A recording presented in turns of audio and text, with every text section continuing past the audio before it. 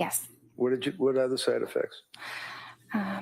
They could be tiredness or dizziness, or rarely some upset stomach. But it's generally a very, very well tolerated mild medicine.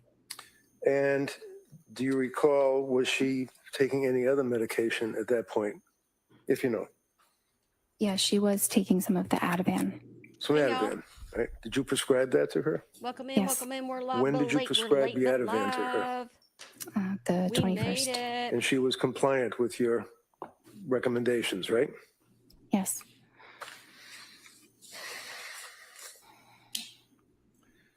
Good morning. Was she also reporting to you that she was taking Benadryl, like over-the-counter stuff? It was We've being been used watching as this needed. in Discord Yes. this morning. What do So you that's think of it so PRN, far? records, PRN, or whatever, you take it as required, right? Yes. And she reported to you that she was taking Benadryl, right? She reported that. Yes. And you didn't document how much she was taking, right? It's only available as one dose over the counter. Okay. Did she re-up the dose over the counter? Do you know? She didn't tell me that she did. Did you ask her? I don't remember asking her about if she increased it. I think she was just taking one of them. You think? Did you know that Ativan and Benadryl are contraindicated, that they can have a serious impact to the central nervous system and depressant? He's Depressant wore her out effects? so far. Yes, but can I This must be explain her that when first they say trial. depressant? Excuse me. The answer is yes, right?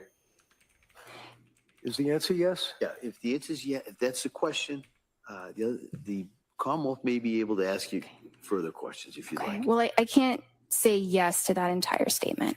All right. Next Did question. you discuss anything about Benadryl combined with Ativan on October 26th? I don't recall.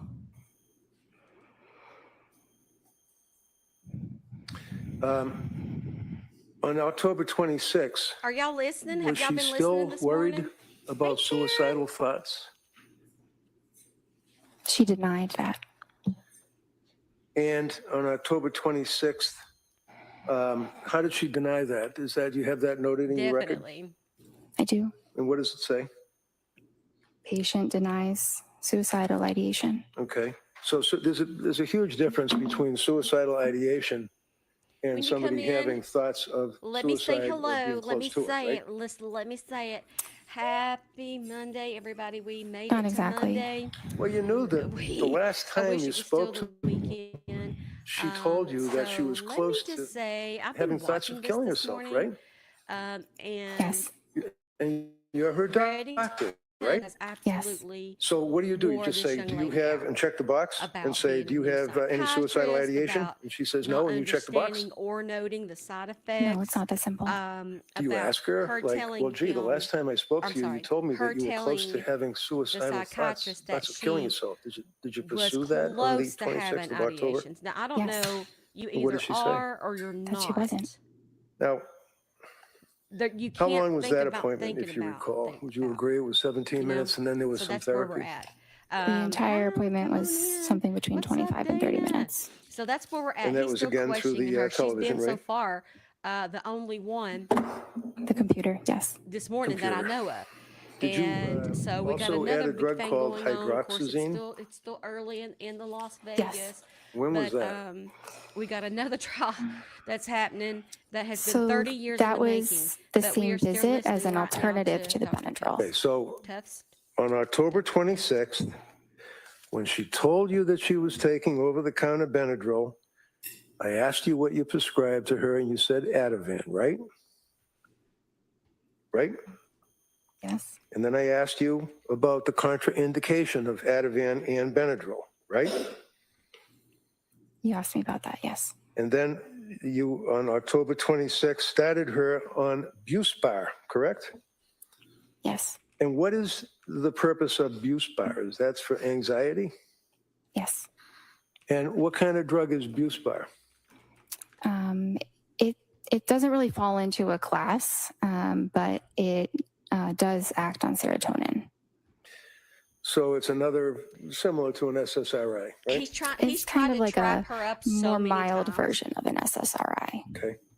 So she's on Benadryl over the counter, Ativan, which is a benzodiazepine, Uspar, which is an SSRI, and then you prescribe hydroxyzine on the same day, right? They weren't all to be taken at the same time. What's hydroxyzine? Hydroxyzine is an antihistamine. Okay. Is that over the counter or is that, can you just buy that over the counter? Or do you have to go to the back where the pharmacist is? You have to go to the Daisy, pharmacist. Another Okay. Daisy. When you guys come in, And send as me far your as you're heartbeats. Tell concerned, me she where you're was coming taking in the from. What are you medications doing? as she We're was listening required, live right? like we have been every That's what I was day. told. I'm sorry? Yes, that's what I was told. Did you, by her? Yes. And did you at any time tell her that she should keep a diary of her medications and keep a diary of any side effects that she has? Katie, I didn't instruct her to do that. You don't have to instruct somebody Katie, to do anything, but did you 30 recommend it? years. Like say, hey, if you're on all these We meds, probably if you're still having an won't effect, know you should write it down. When, who time, actually pulled the date, trigger. anything like But that? 30 years in the making. I didn't tell her to do What that. time is it Would there, that be Katie? helpful? Maybe, but usually we go through all of that in the appointments, and we met 2 very o'clock. frequently. Now, you'd agree with me that at this point, 7:50, prior to the next 7:50. appointment, which was November 2nd, she had gotten significantly Michelle. worse, even after all this medication that you had been prescribing, right? Is it streamable? I will. Girl, yes. Did you make a note that she was, I'm going to turn this down just a telling minute you that she had to tell y'all depression? what's going down today. and that she was Okay. crying, Hmm. had more me, oh my. anxiety, insomnia had increased, brain Let me tell you fog, what's going down today. and worrying about suicide. There is a trial happening. In starting the couple today. weeks after starting lost those me. medicines, I don't Has anybody ever heard recall of that the PTSD? symptoms were First of significantly all, exacerbated. let me ask, are you Okay. old enough to Friday remember afternoon, where you answered the were DA and you said that you recall that she used the word brain fog, right? when you She heard used that at some Tupac point. Shakur I was don't talking? recall when. Okay, what is brain fog? Do you remember? It's a subjective, I it's a was very 19 subjective years old. feeling that someone might have where maybe it's, hard to think of Yeah, we a are word that watching. you're trying to We're think watching the of, Lindsay, but I or wanted to maybe tell it y'all this feels was coming like, today. maybe you're thinking of things a little bit more slowly than you normally would. And I can't even how believe often these was words she are coming out of my dwelling mouth. on But suicide? Tupac Shakur's murder trial At what point? starts today. At the point she It's the told only you one he's that she probably had ever going to get. anxiety, insomnia, I brain don't fog, think Keefy D crying pulled the trigger, inconsolably. but I think he arranged it, and I think he knows who pulled the trigger. But I don't think we'll ever know who actually pulled the trigger. October 26th, heading into November 2nd. Do you recall? It was said I'll rephrase that it. Do you Diddy recall going into the was November involved, month, but they have since meeting with her, said and that she they're not told going to you that pursue she those, had brain those fog? charges on Diddy.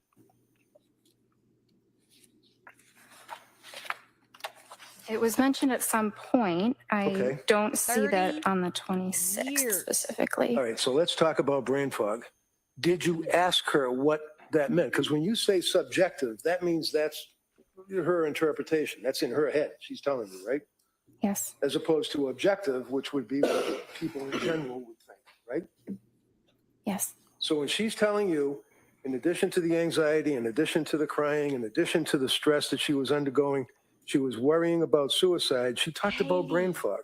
So you must have asked her, what does that mean? Subjectively, what does that mean? I'm sure there'll be tons of media. Subjectively means in the That would be an patient's, experience. own opinion. That's what their experience is. Okay, so she's the one that's inside her head, right? Yes. So what were the symptoms? What is it?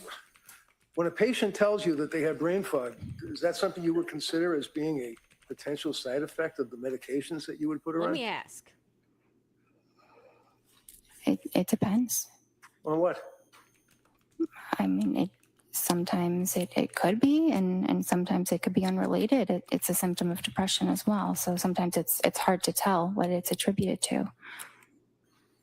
So Yes. at this point, heading into November, Yes, it your will. And answer was to let me make prescribe sure more we medication, three understand more that jury drugs, right? You selection is prescribed happening Ativan, right now. And that has or to increase happen the on day Ativan. one, no What matter was, what. You what got to was have her a load for jury. Ativan at this So point? as Do you soon as remember? the jury is picked, they Sorry? will be streaming that live. What was Now, her are they going to be streaming it milligrams, if live that's today? right, or nanograms, whatever it is, on the Ativan, on the script that Thank you you. had It's so good to provided her? see you. I feel like I hadn't seen you in a minute.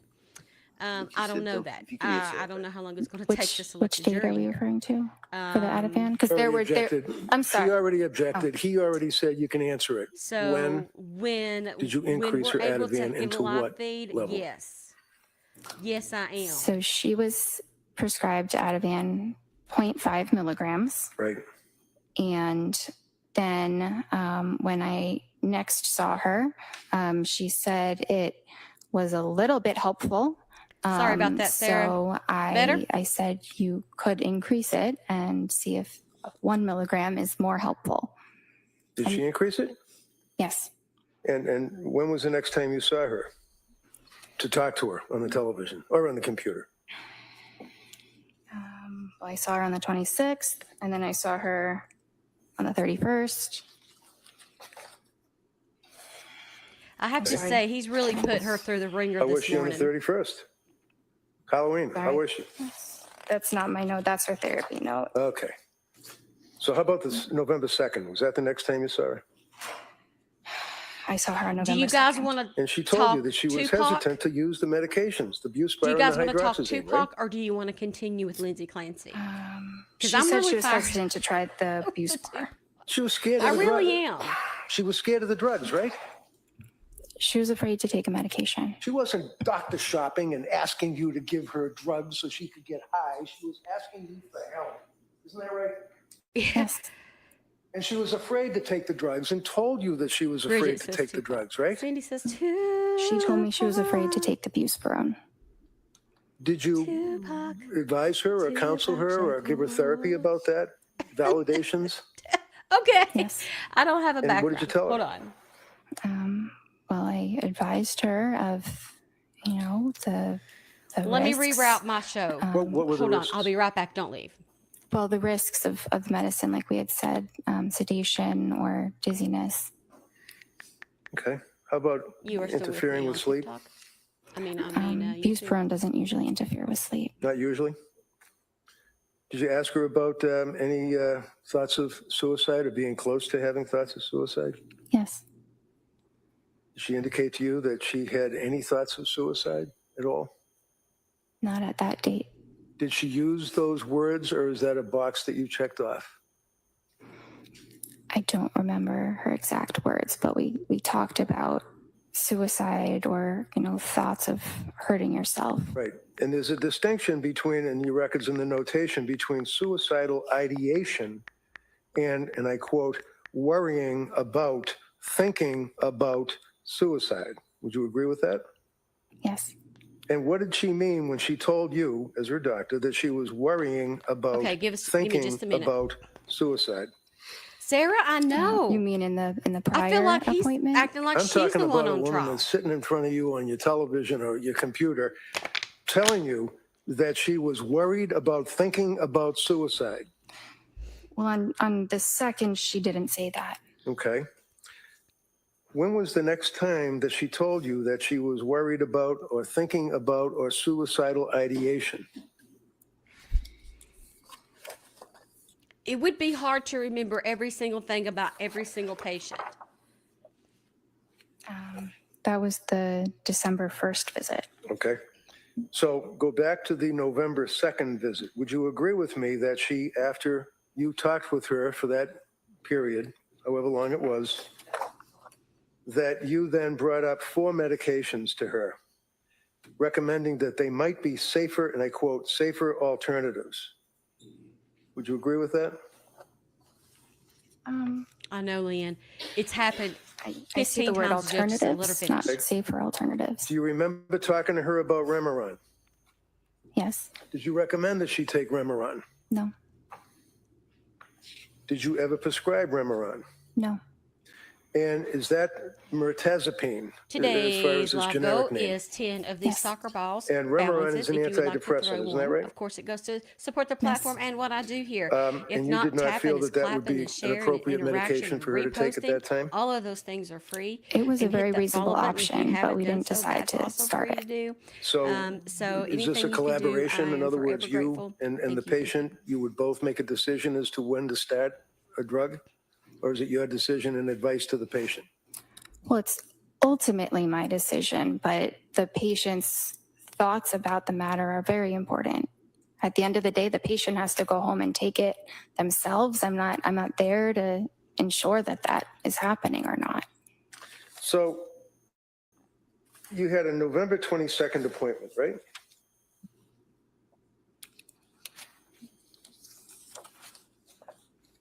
Yes.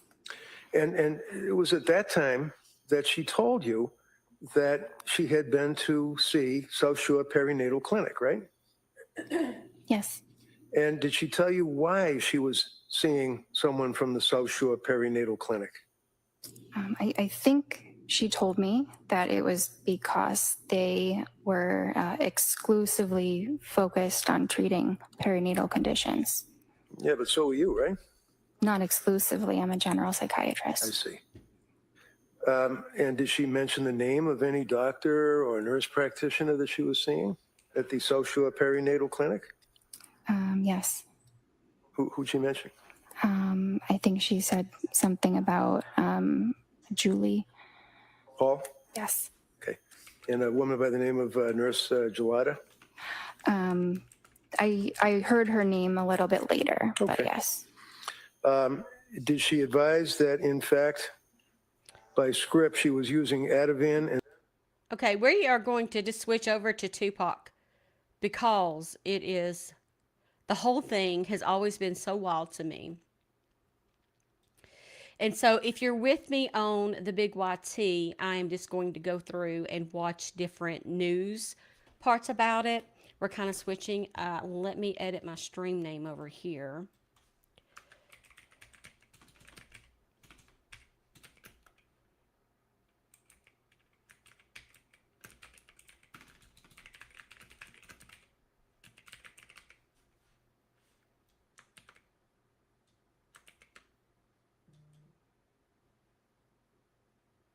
Okay. Hi, Daisy. So if you're over on TikTok, that's totally fine. We're just going to listen about this. And let me make a sticker so people know, because I can't get AI to make me a background. It won't do it.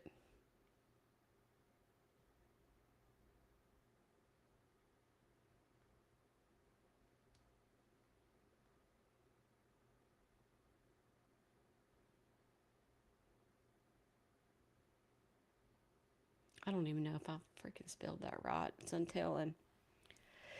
Did I? Hold on.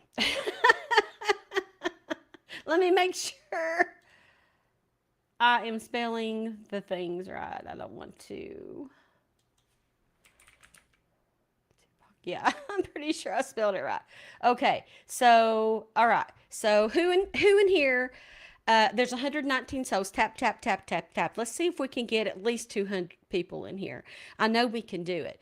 4.4 thousand likes. I'm going to challenge you to get to 20,000 likes pretty quickly.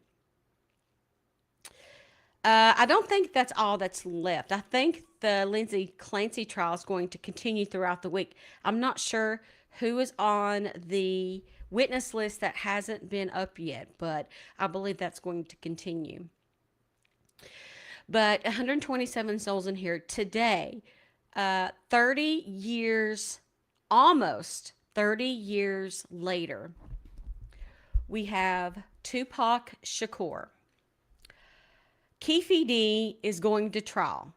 What's up? We got 6 souls over here on YouTube. Let's watch this news development about it. The man accused of orchestrating the murder of rap icon Tupac Shakur nearly 30 years ago is set to go on trial. Jury selection gets underway tomorrow. CB Cotton has more on this case. CB. Hey, John. So nearly 3 decades after Tupac Shakur was gunned down on the Las Vegas Strip, and now the lone surviving suspect will soon face a jury. So Tupac was at the height of his rap career when he was killed. He was known for his raw, inspirational lyrics about social issues like poverty, racism, and addiction. Former Compton Crips member Dwayne "Keefy D" Davis heads to court tomorrow facing a single count of murder. Prosecutors allege Davis did not pull the trigger himself, but instead ordered the hit and supplied the gun used to kill Tupac. Prosecutors have suggested its strongest evidence is Davis's own words. They say Davis co-authored a 2019 memoir where he talked about wanting revenge back in 1996 after Tupac beat up Davis's nephew. Investigators also point to years of recorded interviews to police and media, interviews where they say Davis openly detailed his role in the shooting. Davis's nephew died in an unrelated gang shootout back in the 90s, but investigators say for years Davis did these recorded interviews. They say Davis talked about the shooting, how he was involved, and in a wide-ranging interview with our Las Vegas Fox affiliate, Davis then tried to clear his name. That I didn't do it, and I'm an innocent man. And my nephew didn't do it either. He was at the hospital when they pulled up. My nephew was at the hospital when they pulled up. He didn't do it. So Davis's previous defense attorney withdrew from the case, but his new attorney also spoke to our Fox affiliate saying his client is an innocent man. He's defending him pro bono and only had 4 months to review thousands of pages of evidence. Not being tethered to a financial expectation by the family or by Do you Keefe, think that allows he me had just to anything run to free do with it? and just do it the way that I need to get it done. So jury selection begins tomorrow morning, and the trial is expected to stretch over 4 to 5 weeks. John. And that is going to be some trial. CB Cotton, thank you. So it's supposed to last 4 to 5 weeks. So no, he's in jail already for like a hit and run or something, Cindy, I think. Lady in red, thank you for the jewels. By the way, YouTube, there's a QR code there up in the up atop of me right there. And that goes to my Cash App. And I know a lot don't like to give gifts because social media platforms get a percentage of it. But you can continue to support true crime. Even if you got $1 or $2 or $5, everything goes to support, so you can donate to the Cash App if you can, or it's money sign Steph's Case Files.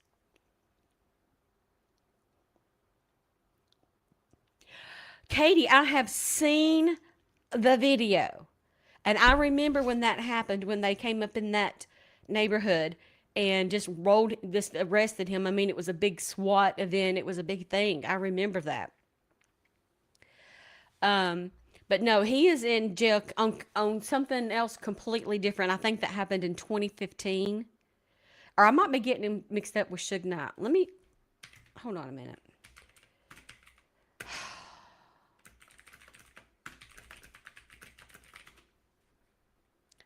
Make sure I got my facts straight here.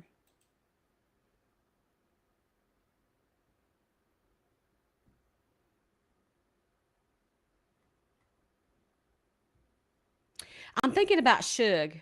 Suge Knight has been in jail since a long time for that hit and run. Didn't he do a hit and run or something in 2015? I don't want to mix those up. Keefy D was arrested because of this on suspicion, but it's only been a few years. Like Katie said. Yeah, it was 2023. Okay, I got myself straight here.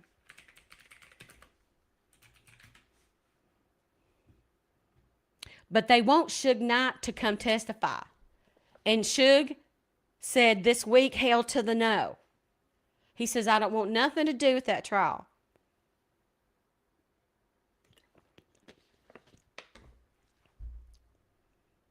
But here's the thing.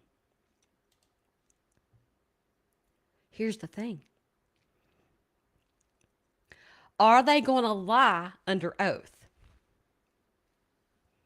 Are they going to lie under oath? Because I've got a funny feeling that some familiar names are going to come up.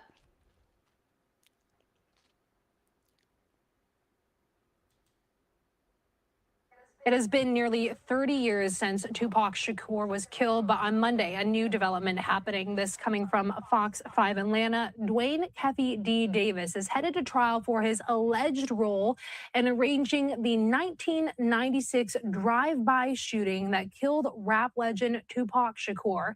Davis is the only suspect ever formally charged in connection with the crime. Nearly 30 years after Shakur was gunned down on the Las Vegas Strip, the case is finally headed to trial. Once again, Davis, the only person ever charged in the killing, and prosecutors say that he helped orchestrate the drive-by shooting and provided the gun. Davis has pleaded not guilty. Now, after years of delay, trial proceedings get underway on Monday as jury selection starts in a Las Vegas courtroom. This trial is expected to last 4 to 5 weeks and could finally put some of the biggest questions surrounding this death in front of a jury. So here to walk us through what happens next, I want to bring into the conversation attorney Trey Lavelle. Thanks so much for joining us here on Live Now from Fox. Oh, thanks for having What me. names do you think are So going for to come somebody up? watching this trial who hasn't been who did he following it hand for the the gun last to? 30 years, what exactly did the prosecution have to prove to get this murder conviction here? Yeah, so what the prosecution has to prove is not that Dwayne Davis did the crime, but that he helped orchestrate the crime and provided the murder weapon. And there's a specific statute in Nevada that's a murder statute where you're trying to promote and assist a gang crime. And that's where this is largely resting, and he has put himself through his own discussions and own publications in the Orlando car, providing the Bloom? weapon, which kind of triggered all this. So it's important. It's one count of murder, but they don't have to prove that he did it, just that he helped orchestrate the crime and provided the murder weapon. And what's he facing if ultimately they do decide that? He's facing life without the possibility of parole. It's a very serious crime with very serious consequences. And that's why I think, because of the seriousness of the offense, that's one of the reasons I think the prosecution decided to go ahead and go after him. So we were kind of talking about this before this interview started. Really interesting case because he did an interview with law enforcement back in 2008, and then he also wrote this essentially tell-all memoir.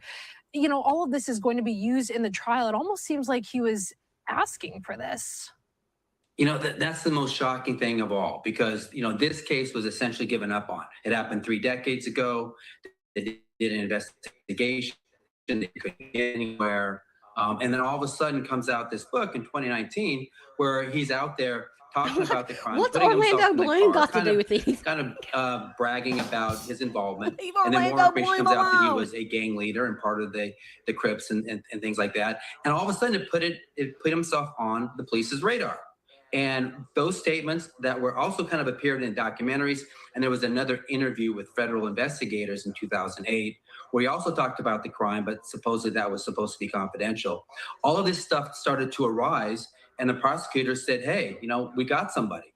And there's been a thirst for 3 decades to try to go after and solve this crime, figure out what happened, because it was so high profile. And I think that's really the impetus for why they're going after him. Really interesting. So how can somebody be convicted of murder if they're accused of orchestrating a killing rather than actually firing that gun? Well, it's almost like a conspiracy and aiding and abetting type theory.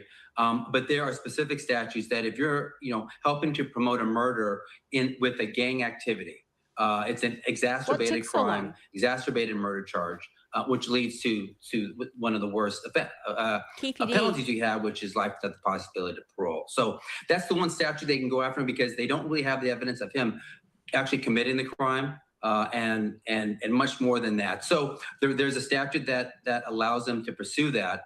And it's really about trying to put together 3 decades of evidence to corroborate the prosecution's position that, hey, he was there, he orchestrated, he should go to jail. Take us inside that courtroom. When that jury's selected, the trial gets underway, what should viewers be paying attention to in those opening statements?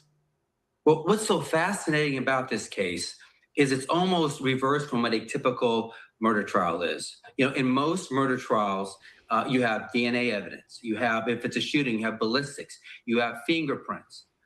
You have testing. And you have maybe co-conspirators that can flip on each other and things like that. We have none of that. There was no DNA at the time. There's no gun was ever recovered. They never recovered the car. They don't have fingerprints. Everybody in the car is dead. And so now they're just really relying on this confession or these admissions, which also you don't typically get in a mainstream murder trial.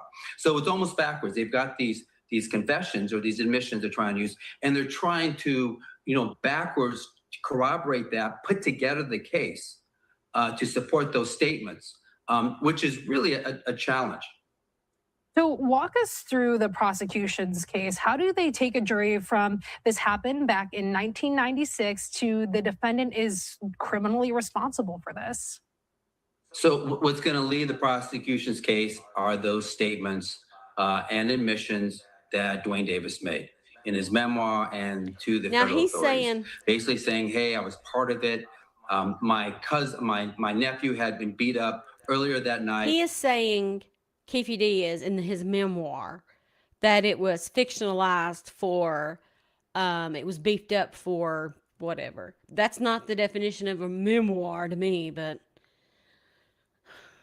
At the MGM by Tupac and his gang and his group, and it was revenge.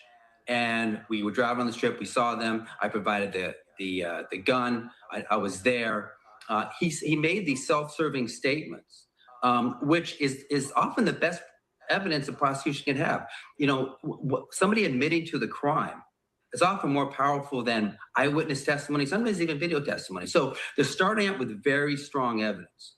But now they have to put it together and they have to back it up. And as we're seeing that really strong evidence that you're mentioning, if you're his defense attorney, how do you explain all of these statements, the interview and all of that without essentially asking the jury to ignore his own words? It's going to be a challenge. First of all, the defense is going to say, hey, he was sensationalizing this. This was fictionalized. He was selling a book. He was trying to profit off it. It's not true. He was just exaggerating and making it up. They're also going to say that the book was co-written by another author, and you really can't show, attribute which statements were made to which author, and maybe he didn't make those statements himself in the book. But it's going to be a challenge because whenever you're trying to refute or recant what your client has said, there's a credibility problem. And this presents the one issue to the defense that most defense lawyers don't have. Do we put him on the stand? Because the best person that can explain why he made those statements and provide a reasonable basis for why they're not true is Davis. So they're going to be really, as the trial gets going and towards the end, they're going to really have to think whether they need to put him on the stand. And that's going to depend how well they're able to chip away at the prosecution's case as it's going on. Do you think it's going to be hard to find an unbiased jury? Who did he hand the gun I don't think to? so. I mean, people can be biased or have, certain leanings, but also be fair. Everybody's going to have an opinion on somebody. Most people are going to know who Tupac was. They're going to know about this case. So it's going to be hard to find a jury that nobody has really heard about it. But you just have to go through and really vet, can you be fair on this? Can you be open on this? This is, an old case. Well, do you have any, specific preferences, coming into it? Can you, he's not going to things like that. And the judge and the lawyers can do a pretty good job about vetting it. So I'm not too concerned that they can't get a fair jury. They just have to go through the steps to make sure that everybody there will have an open mind. So let's say you're in that jury box there. You're hearing a story about a shooting that happened almost 30 years ago, with several key people now dead. How does that passage of time ultimately impact the prosecution's ability to prove this case beyond a reasonable doubt? Yeah, she did. It makes it extremely difficult. And time is the defense lawyer's best friend. Because when you have 3 decades that have passed, memories fade.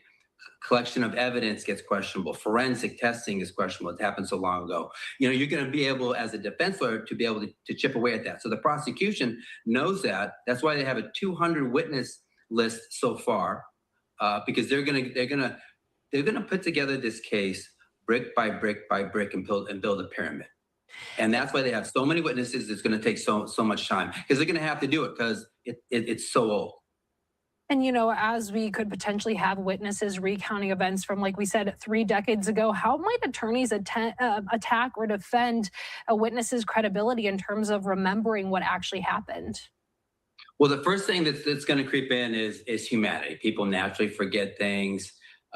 Memories certainly fade after that time, and the defense is going to have very specific cross-examination questions of the area, of the perimeter, how far, where were you, what happened, what around you, who can corroborate, things like that. And it's going to be difficult for witnesses who are testifying to what they saw 3 decades ago to be able to provide that. That is going to be one of the defense's biggest strategies, is dismantling the credibility of those witnesses. It's hard to but believe. At the same time, you have these statements the prosecution's leading with, and if the prosecution can develop a narrative that a reasonable person can say, yeah, I see that. His nephew was beat up. He wanted to get revenge. He's in a gang. It's part of gang culture to do this. How would he know these things if he wasn't in the car? Why would he say this? So, going into it, the prosecution has major challenges, but they got a pretty good start. It's just how the defense is going to deal with it. Who might some of the witnesses be that we can expect to see called? Oh, it's a lengthy list. They're going to call Suge Knight, who was in the car with Tupac and was minorly injured. So whether or not he's going to be willing to testify and what he's going to say, we don't know. They're going to call him. They're going to call the LAPD investigators that investigated the scene at the time Suge to Knight, get their LAPD. recollection, start to put the framework together.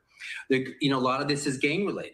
Because the charge is based on promoting gang violence. So they're going to have experts in the gang about gangs, showing how the hierarchy is and showing how the culture crept into this. They're going to have evidence that there was a rivalry between Death Row Records and Bad Boy Records. In other words, between Tupac Shakur and Dwayne Davis.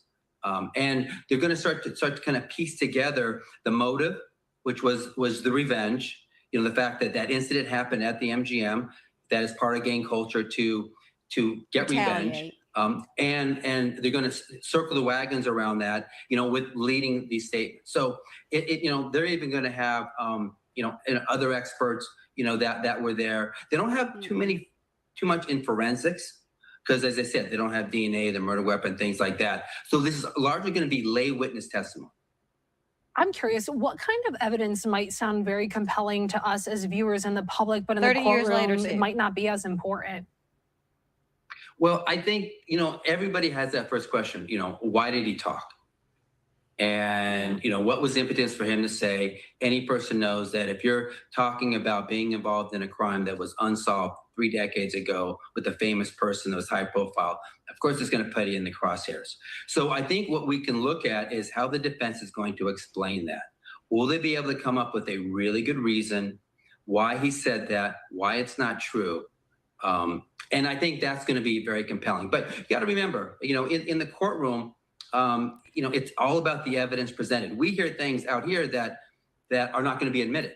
And opinions and things like that the jury will never hear. So within what's happening in the courtroom, a lot of things can happen. What is true? What is more likely than not here? Think about this. If they are saying witnesses that and a Diddy is the prosecution one who who can tell a pulled the good trigger, story, then they are also saying, and because we are that, talking about Tupac Keefe here, D there are obviously just had those enormous to emotions set and this up decades of with speculation Diddy surrounding and this had case, to 3 have decades almost then to be exact. gave Diddy How hard is a it for weapon. lawyers to keep that jury And focused on I'm that pretty evidence sure rather Diddy than can get his own everything they've weapons. heard about Tupac, Do you the see music where I'm going industry, with that? And I think even those that theories they about his knew death that that. have just been circulating? I think that's why they're well, it's going to be very excluding Diddy difficult, and they from got to this, keep the jury focused on what's at issue. But because I think as the public watches this, it had to be what's even as somebody important as deciding, determining who committed the murder, affiliated, is more facts about but not about a it. celebrity What in actually themselves, happened. because they could get And their own maybe weapon. some things will come out think. that will help the Shakur family, will help people that were involved, put this to rest. Because there are so many questions, from what happened 3 decades ago, and they just didn't get very far. And a lot of those questions remain answered. Now we have somebody that was in the car, Suge Knight, who's going to be on the stand. We have somebody that was the same was in the other car, orchestrating the murder, to charge him. And so now we're going to be opening up the wound, looking at all the different facts and revisiting this case. And maybe we can get some answers that otherwise we've never been able to get. And what happens at the end of this? Once both sides rest, ultimately, what's the jury going to be left to decide? The jury's going to be left to decide whether or not, he was there, he provided the weapon, and he's part of a gang. And this was part of gang revenge. Those are really the elements that they have to prove. One interesting thing, too, is there's going to be a lot of appellate issues here. You know, the judge is letting in the memoir, and he's letting in the testimony, the interview that the federal investigators had with him in 2008. Now, he's claiming there was an agreement, and the reason he gave that interview was there was going to be confidentiality, and they couldn't use it against him. So if there is, if they find him guilty and this thing's on appeal, that's going to be a heavily appealed issue, which could cause, you know, it to go back to the trial court. So there's a lot of appellate issues going into it, but it's so hard to predict because, you know, we've heard a little bit, you know, being in the public, but with those 200 witnesses, with 4 or 5 weeks of trial, about with the what the Tupac defense is trial going that to come starts up with, today. it's going to be completely different after 3 or 4 weeks. And if the jury comes back Mr. not Gray. guilty, does that Hello. mean that they just Good believe day, Davis mate. had simply nothing to do with this killing? Not necessarily. What it means is that the prosecution couldn't fulfill their burden of proving beyond a reasonable doubt. You got to remember, sometimes if a defendant is not found to have committed the crime, it's not because he's innocent or guilty, but because the prosecution couldn't fulfill its burden. And oftentimes, only cases need like one this, they may end up in a hung shred jury. Maybe some will think he did it and participated, others won't. And so there's a number of things that could happen. But you know, it's going to be an exciting trial. It has all the elements of not only a murder trial, but a murder mystery movie. And so it's going to be fun the next 3 or 4 weeks as we watch this. Certainly. And if you could leave viewers with one thing that you're just really watching for during this, what would it be? 2 things. Will Davis testify? Will they need him to testify to really explain those statements? And, you know, and how compelling will the case be that the prosecution brings? They're going to lead with these statements, but they really have to have backup corroborating evidence that shows these statements reflect exactly what happened. And the defense is going to pick holes in that. So as we see each cross-examination, as we see each witness, as they're tested, that's going to add up as well. So, you know, I would say it's going to be certainly whether or not Davis is going to testify, and it's going to be really how that prosecution, how well they're able to tell the story, convince a jury, hey, yeah, you know, I think this did happen. All right, Trey, thank you so much for your time breaking it all down for us. We always appreciate you on Live Now from Fox.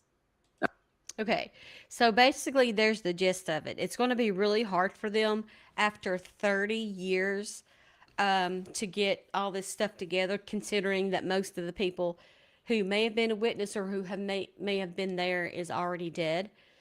So if they had anything to do with it, their judgment day has already come and gone.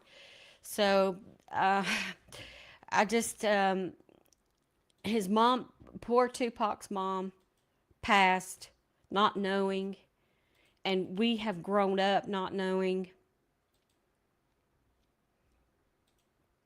So I'm going to kind of explain the prosecution's theory of why this is even going to court in the first place, okay? Keefe D is facing a first-degree murder with use of a deadly weapon with a gang enhancement, specifically because it was used with the intent to promote, further, or assist a criminal gang, Crystal J, in connection with the 1996 unaliving of Tupac Shakur. It can carry a life sentence in jail without the possibility of parole.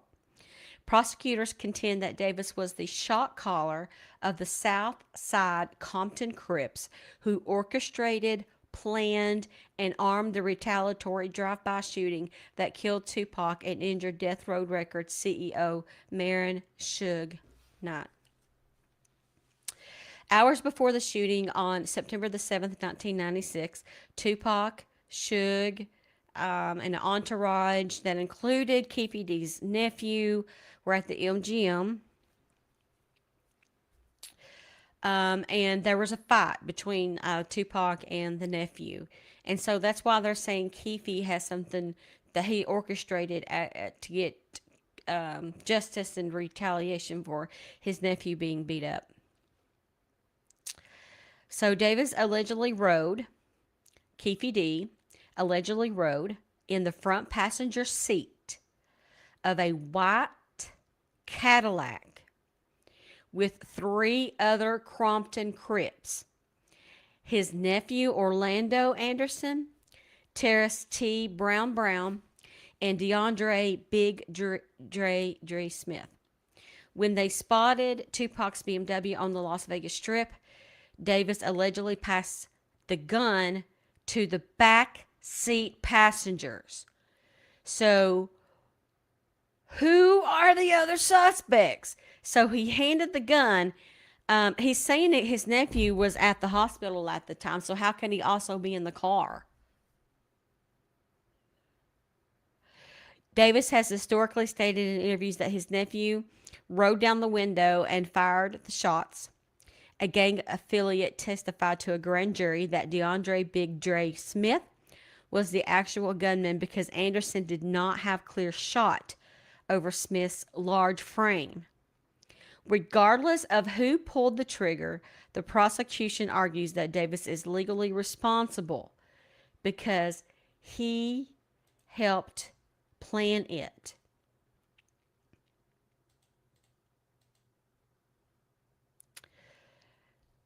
Who else? Everybody else in the car. Let me see where they're at these days. I don't know. Are they dead? Or is that what they're saying? So front passenger seat cut with his nephew Orlando, which we know died. Terrace T. Brown.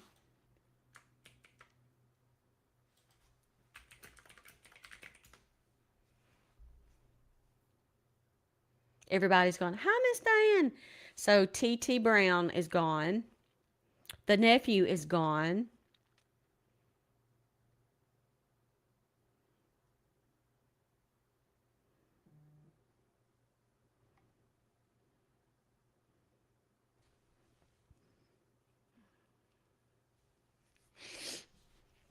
KPD is the only one that was alive in the car. That's still alive in the car.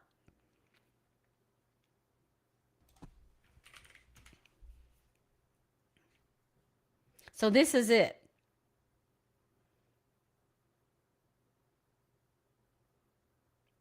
This is it, right? If anybody is going to be served justice, it's going to have to be Keefe D. He's the only one left alive.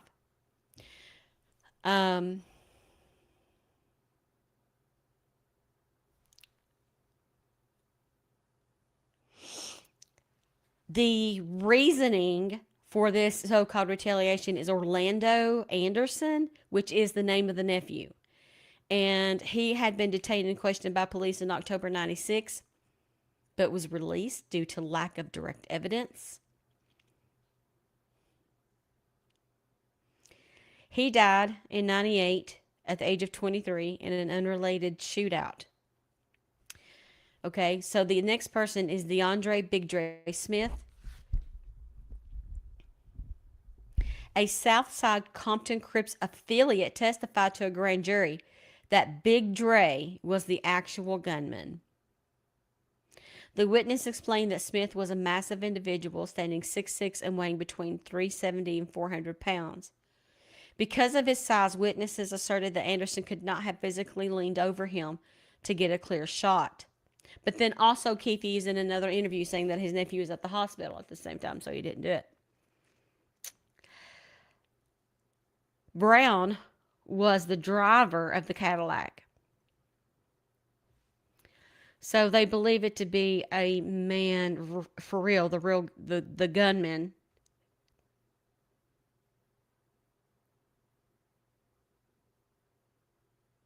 Big Dre.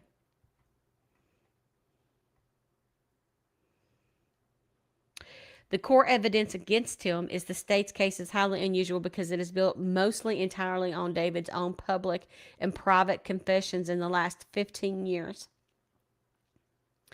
2008, police Davis first laid out his role during a proffer agreement session with the LAPD task force, which that's what they mentioned might come back if there is a if he's convicted and then there's an appeal, because the police could not initially use his statements to charge him, but his legal protections did not cover his public statements. He detailed his own involvement on BET's Death Row Chronicles in interviews with VLAD TV and is in his 2019 co-authored memoir Compton Street Legend. In this book, he explicitly wrote about obtaining the gun, riding in the Cadillac, and his back seat guys busting back. Davis has pled not guilty and claims his book was fictionalized and embellished.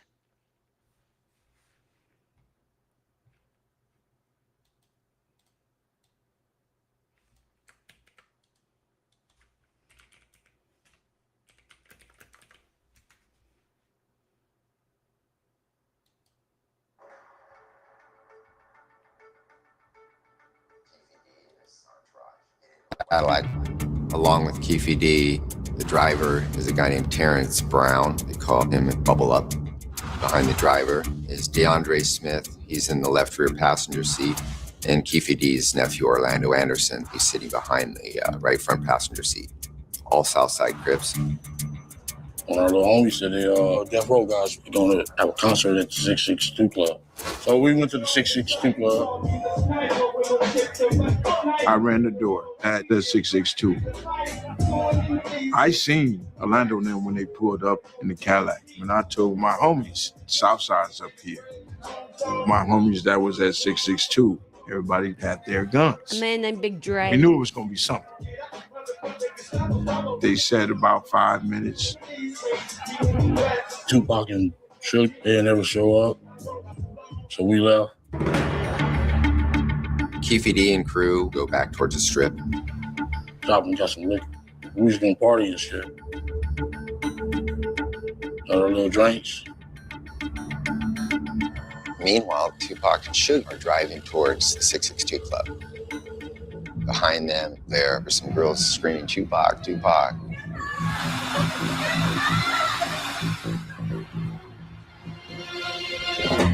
It's creepy how they recreate it. No, shit. Here they coming at BMW. All the chicks was like, Tupac, Tupac. He was like, hey, like a celebrity, like he was in the parade. He wouldn't even been out the window. We would have never seen him. My partner busted you. This is KPD speaking. When we pulled up, I was in the front seat. Happened to see my friend, Chuck. Suge looks over, he sees you. Yeah. He looks right at you. Yeah, he looks at me.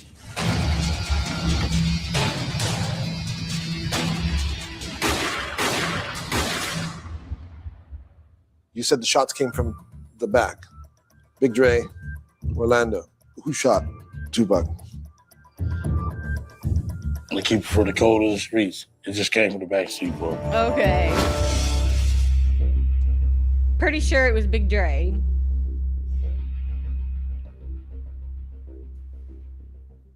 Keep it for the code of the court.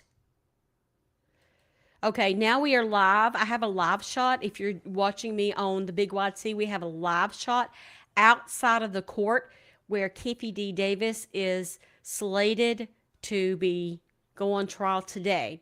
So I believe this is probably just starting.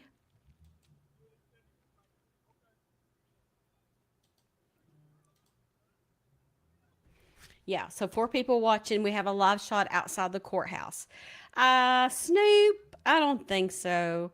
So I don't know why. Now he's got to keep it for the code of the court because he don't have to testify, but there's going to be enough evidence to know who done this back there. Because Keefe has also said in other interviews that his nephew was at the hospital at the time. So if he wasn't, and his frame is too big to lean over, then it had to be the Big Dre guy. I'm curious to know how he died.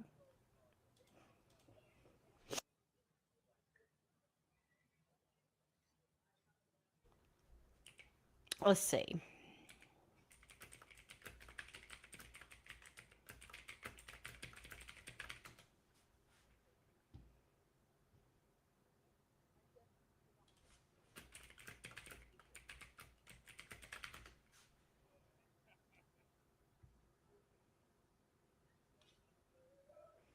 So he's already gone, right? He's dead. So the grand jury testimony alleged he fired the fatal shots from the back seat of the white Cadillac. This is going to be DeAndre Big Dre Smith. DeAndre Big Dre Smith.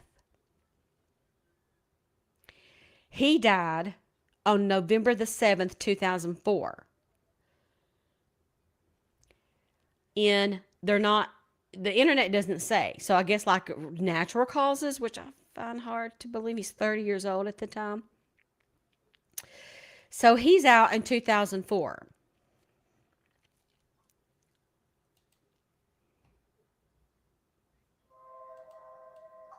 According to Keefe D., a self-confessed former shot caller for the Southside Compton Crips, currently awaiting trial for the murder of Tupac Shakur, there were 4 men in the white Cadillac that pulled up next to Shakur. when the fatal shots were fired that night in Las Vegas in 1996.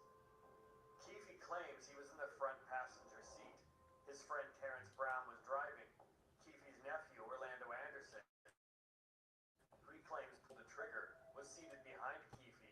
And lastly, there was a guy next to Orlando Anderson in the back seat, an individual that Keefe claims refused to fire the shots. In this episode, Hear a police interview with that person that has never been heard before. why would you think we'd ask you about that? Okay, let's just watch this because they're not really saying anything. Not everybody else was in Las Vegas that night that Tupac Shakur was killed. We're watching this over on the Big White This is Seat the together. story of So we're DeAndre Smith, clear on what's aka going on in Big this Dre, case before they start trial aka today. Big Freaky. They are doing jury selections right now as we speak. Smith I was do a have big side man. shot His of- height has of been AI reported as anywhere between A- 6'3" and 6'7", and he was north of 300 pounds. AP News. But in his younger outside years, the he was a courthouse. high school basketball star who eventually turned to the street life as an adult. One of his early arrests was at an outdoor mall in Linwood in 1994 for possession of a stolen firearm when he was just 20 years old.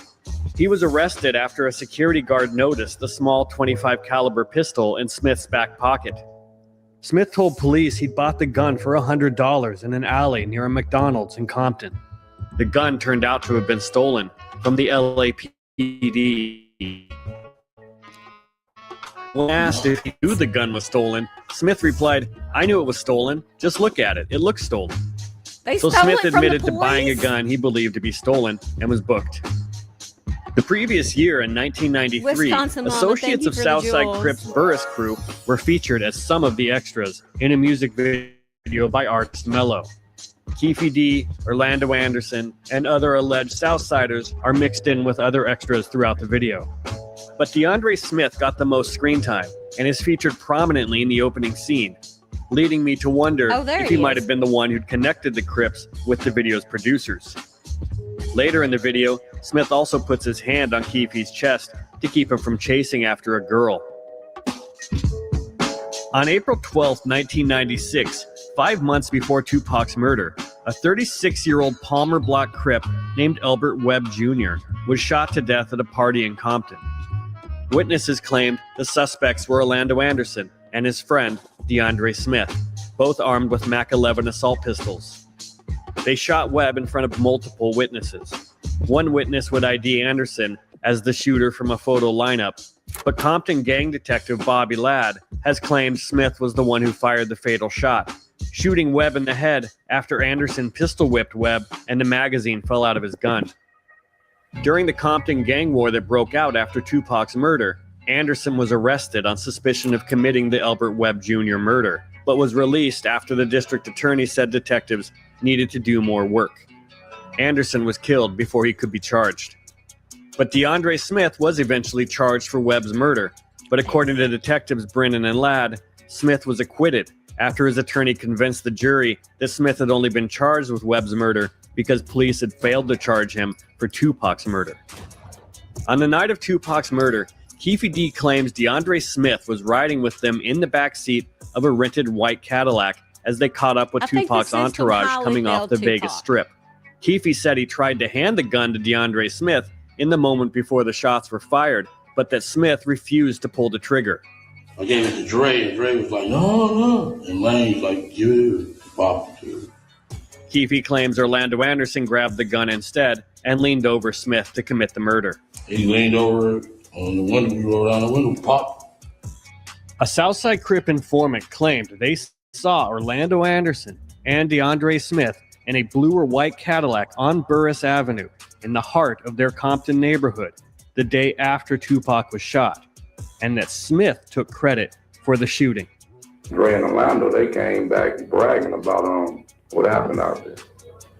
They seen Tupac and Big Suge, I think, in a BMW, and he said he let off on him. Dre said he himself let off on him. What does let off on him mean? Shooting a person. Like it was a big old joke. So far, if I'm on a jury, he's guilty. You can tell when a person nervous. They was nervous when they got back talking. You can tell they had nervousness in them. And lately, there's been a claim from a Tupac murder witness who described the shooter's arm as being big, and that this would indicate that Smith pulled the trigger and not Anderson. However, looking back at the original witness statements to detectives in Las Vegas after the murder, none of the witnesses described the size of the shooter's arm. At the time, they only described the arm as dark. And Keefe seemed adamant that Smith wasn't the shooter and expressed disgust at Smith's refusal to pull the trigger that night. I know it would be scary, but when I got out of jail, they said he was a bad motherfucker. Dre? Yeah, like, is that right? He used to feign all that shit. All that shit. Oh, what we gonna do? What we do? Once we got out of the car, he was acting like a bitch. Then I'm like, get a hold of yourself, bitch. Right. Fuck, yes. What was he saying? Oh, what we gonna do? Man, shut the fuck up, bitch. What's wrong with this, you know? On November 24th, 1997, DeAndre Smith was interviewed by LAPD detectives investigating the murder of Biggie Smalls, which had happened 8 months earlier. What do you think we want to talk to you about? The audio quality here is poor, but we also have the detective's notes from the interview. Smith admits to attending the vibe party the night Biggie was killed, but he's extremely uncooperative and claims he isn't a gang member and pretends he doesn't even know close friends of his like Orlando Anderson. All the rest of them, I don't know either. Well, you know him, he just drove up. You're going to tell me, this guy's name is plastered all over the newspapers and everything. And you're going to tell me you don't know his name. No, I don't know these people. All I know is me.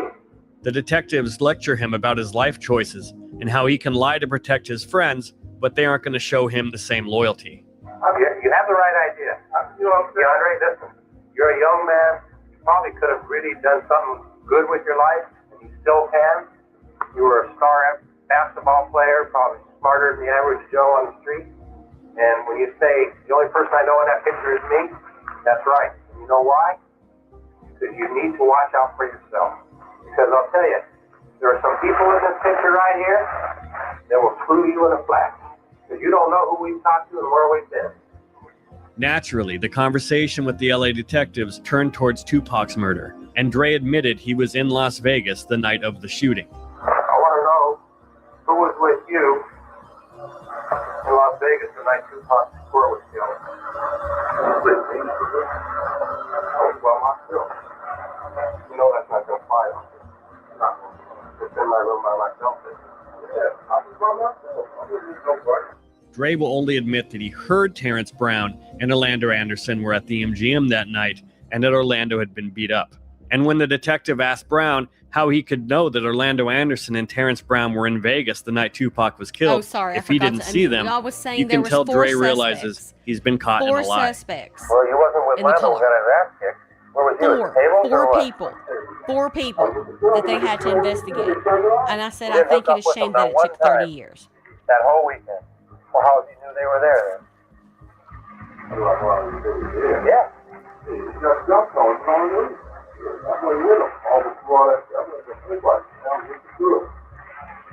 Then the detectives dropped Brown's name as sort of a threat, referencing the interview they had done with Brown at Wasco State Prison that I played in my previous episode about him. Harry Brown said to say hello to you from Wasco State Prison. Okay? What did that mean? Who was Terry Brown? You know, it don't matter whether you know him or not. He knows you. The South was in Las Vegas, and Orlando Anderson got his ass kicked. And you and your homeboys went after him. So I'm saying that you're one of the people that's going to take a fall. That's right. Going to go to jail for the murder of Tupac Shakur. The detective tells Dre he's going down for Tupac's murder and that Orlando Anderson is having fun with the media now, but will flip on Dre if Anderson is arrested. This guy here, Orlando Anderson, he thinks it's fun and games. Bullshit with the people in the press and these book writers. I just want to let everybody know, you know what I'm saying, I didn't do it. Put in a public appearance on Thursday morning, turning up on CNN to offer a soundbite to the effect that he didn't murder anybody.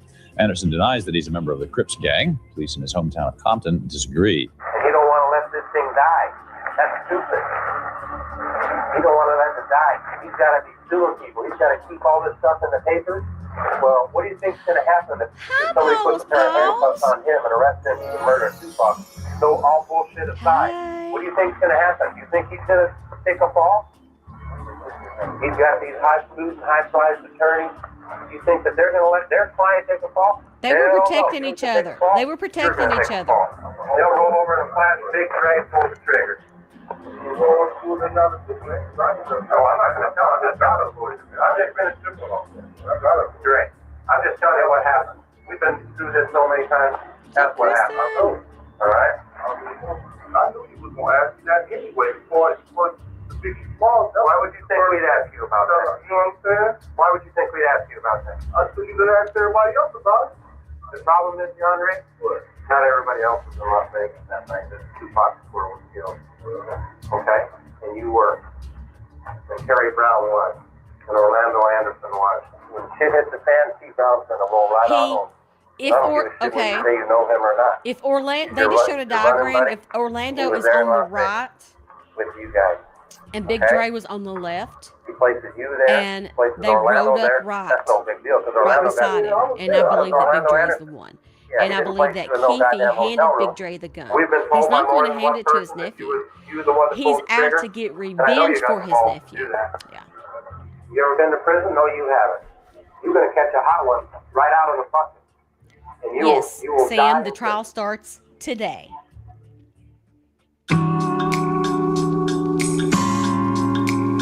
Like Orlando Anderson, DeAndre Smith eventually made a run at the music business, launching his own Compton-based label called Runoff Records and releasing a mixtape in 2003 called Hard White. The CD featured prominent rappers like Snoop Dogg, Warren G, and MC8, and the final track was by a rapper and alleged Southside Crip associate named Evil Kurt, and supposedly Smith himself recorded this intro to the CD. What a mess! I have a live shot right now. We are on the Big YT. You want to come over and watch? This, I'm just playing like this documentary just to kind of refresh everybody's memory. But I do have a live shot outside the courthouse right now. DeAndre Smith held a party for his label at a popular nightclub on Wilshire Boulevard called the Conga Room, which was co-owned by Jennifer Lopez. Inside the party, a Southside associate named Jerry Monk Bonds, who had once been erroneously named as one of the suspects in Tupac's murder, got into a fight. By one version of events, Bonds got the better of his opponent, but then the guy pulled a gun and shot Bonds to death. DeAndre Smith reportedly fired at the suspect's vehicle as it fled. The following year, in June of 2003, the Compton offices for Smith's Runoff Records were raided by the Los Angeles County Sheriff's Narcotics Bureau, who seized drugs and arrested 2 men. Smith wasn't present and avoided arrest. 3 months later, just after midnight on September 24th, Yetunde Price, the 31-year-old half-sister of tennis legends Venus and Serena Williams, was murdered in the Southside Crips neighborhood. Riding in a GMC Yukon Denali, Price was struck in the head by a bullet. Who knew that? She was killed just a mile from the tennis courts where her superstar half-sisters learned to play. Within weeks, police made arrests for Price's murder, and Big Dre was dragged into the case because he was associated with at least one of the suspects and was believed to have witnessed the shooting itself. But he was never charged in connection with Price's murder. No, I had no idea about that. Me too, Like Terrence creation. Brown and Orlando Anderson, DeAndre Smith took whatever he knew about Tupac's murder to the grave. He died on November 7th, 2004, from health issues. He was just 30 years old, and he was buried in Long Beach.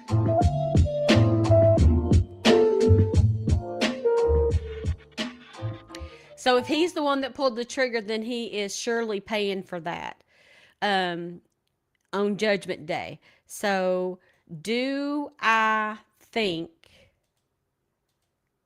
at this momento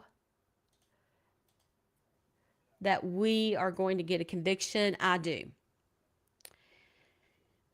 I don't even know how old Keefe D is. He outlived everybody in that car, including, let me see how it is.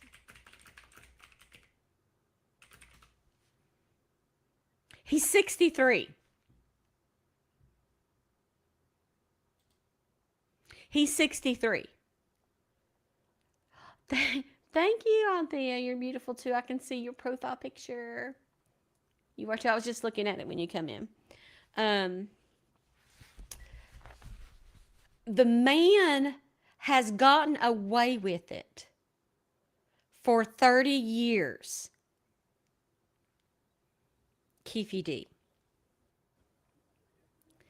He's 65. So even if they come back and say, you're guilty, but we're only going to feel like you're getting 20 years, here's 20, that's still a life for him. But he lived the majority of his life as a free man, getting away with this, in my opinion.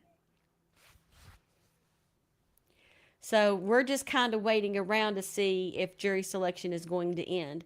So I'm going to go ahead and take a break. Now, I'm going to tell you right now, if they go live in the courtroom, I'm going to be live on YouTube covering it. Make sure you find me on YouTube. It's at Steph's Case Files. I probably won't be live on TikTok. I'll be live there on YouTube so we can watch the trial together. At Steph's Case Files on YouTube. I'm hoping that jury selection only takes a couple of hours. But if not, for tomorrow, for sure, we'll have some sort of coverage, as I think it'll be done by tomorrow. All right? Thank you guys for watching me today. I probably will see you in a little bit, depending on what happens with Tupac Shakur. Justice for him after 30 years. Same name. Yes, Steph's Case Files. Same logo, same logo. I'm due to be back again here in the morning at 10:30 a.m. Eastern Standard Time. I love you. I love you so very much. The most important thing for me today is that you are kind to one another, because it is free to do. You know how I feel about that. Keep watch on this. Alert me in Discord, somebody, if they go live and I'm not near a monitor. Until then, I love you. Thank you for joining me today.